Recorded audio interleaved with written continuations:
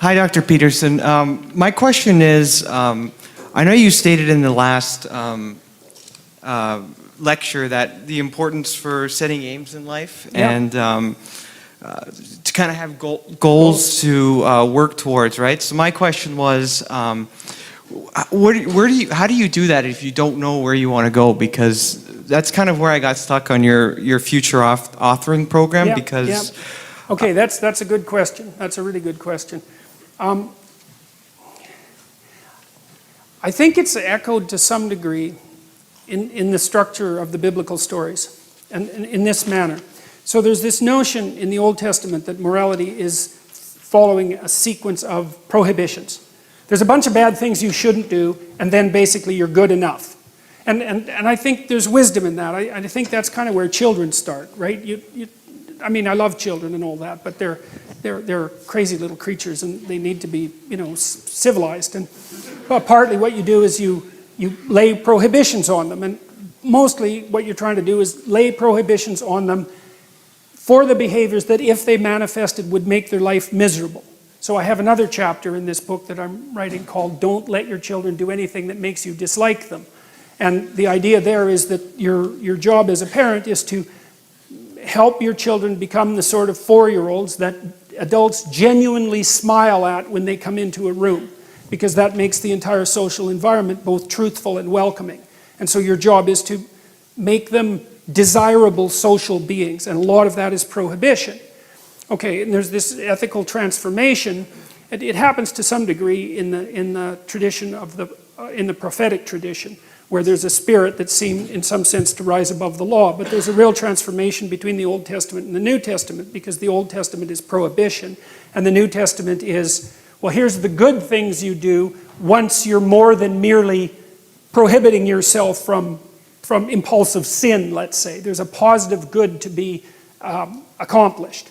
Well, you might say, well, I don't know what the positive good is. Fair enough, man.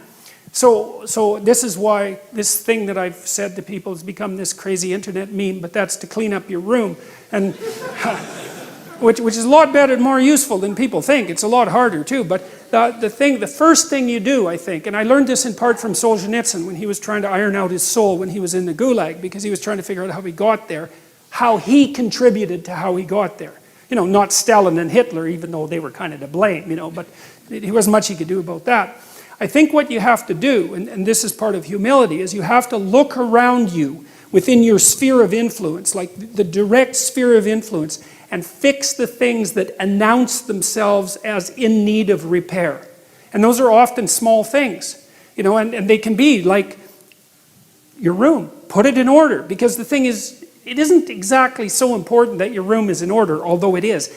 What's important is that you learn how to distinguish between chaos and order, and to be able to act in a manner that produces order. And in most households, there's 100 things that could be done to just make it less hideous and horrible.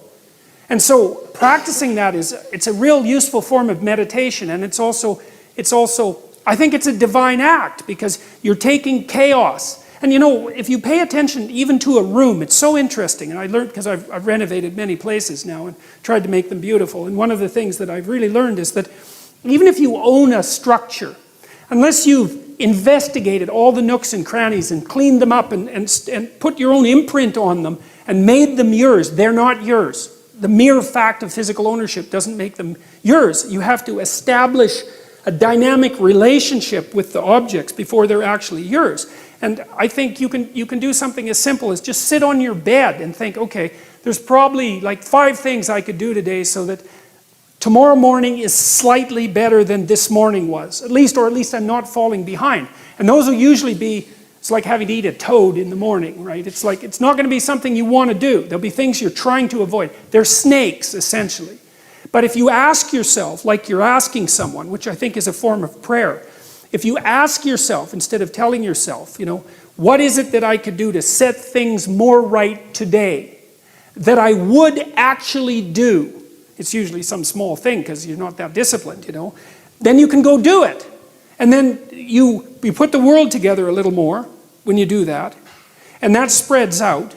But you also construct yourself into something that's better able to call order forth from chaos. And that makes you just incrementally stronger.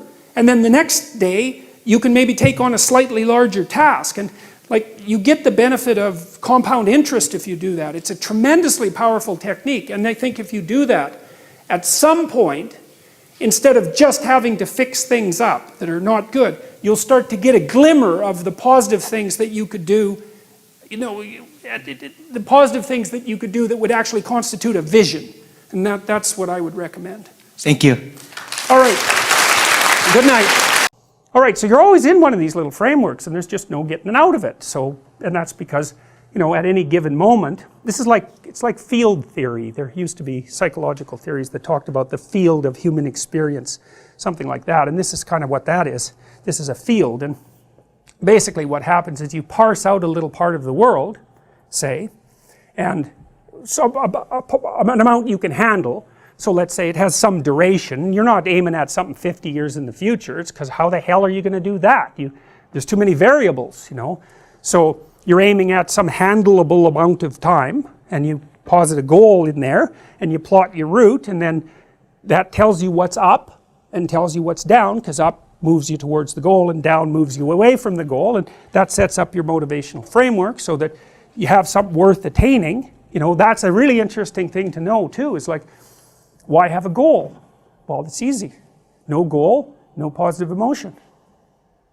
Because you experience positive emotion by noticing that you're moving towards a goal. And so if you don't have a goal, well, you can't have any positive emotion. So you better have a goal. And so you might say, well, what should the goal be? Well, we could start by saying, well, any goal is better than none. And then we might say, well, it should be a goal that other people will let you pursue, because otherwise it's going to be kind of difficult, and maybe they'll be even happy to help you pursue it. That would even be better. And maybe it's a goal that would enable you to learn how to pursue other goals while you pursue that goal. Boy, that would really be good. And so you can see that your goal is parameterized, but that doesn't mean that any old goal works. It means there's some goals that work nicely and some not so nicely. There are playable games and non-playable games. That's a good way of thinking about it. And you want to have a playable game. And there's a lot of them. Lawyer, plumber, you know, actor, whatever. They're playable games. And it's not obvious which one's better, but it's certainly obvious which ones are sustainable and which ones are worse. And so there's a set of playable games, and you need to extract from that set of playable games a game that suits you. And that would be partly due to your temperament, you know, because extroverted people want to play an extroverted game, and highly neurotic people want to play a safe game, and agreeable people want to play a generous game, and disagreeable people want to play a game that's highly competitive so they can win, and, you know, fine. But they're all within the realm of playable games. And that means they're socially acceptable as well. And so that means it isn't just arbitrary. It isn't just relative what you decide to do. It's heavily parameterized. There's a set of playable games, and it's large. The set is large, but there are commonalities within it. And that's why there are commonalities. That's why morality has a common basis, fundamentally. And so that's partly what we're trying to investigate, is like, what's up? What does up mean? What does it mean? Is there such a thing? Now, one thing to remember is that if you don't erect a hierarchical structure with something to aim at, you got no positive motivation, because you experience positive motivation in relationship to a goal, not from attaining the goal. That's satisfaction. And besides, it's fleeting. You know perfectly well. You graduate from university, poof, next day you have a problem, which is what do you do next? And that's a tough problem. It's not like you've solved your problems by winning that game. You just introduced the problem of having to introduce another game. So it's unreliable as a source of positive emotion, but what's reliable is you set a goal and you try to attain it, and then that gives your life, that literally provides your life with meaning. That's what meaning is. Now it's more than that, but that's what it is. And so then you might ask yourself, well, what's a really good goal? Well, that's what we're trying to figure out. What's a really good goal?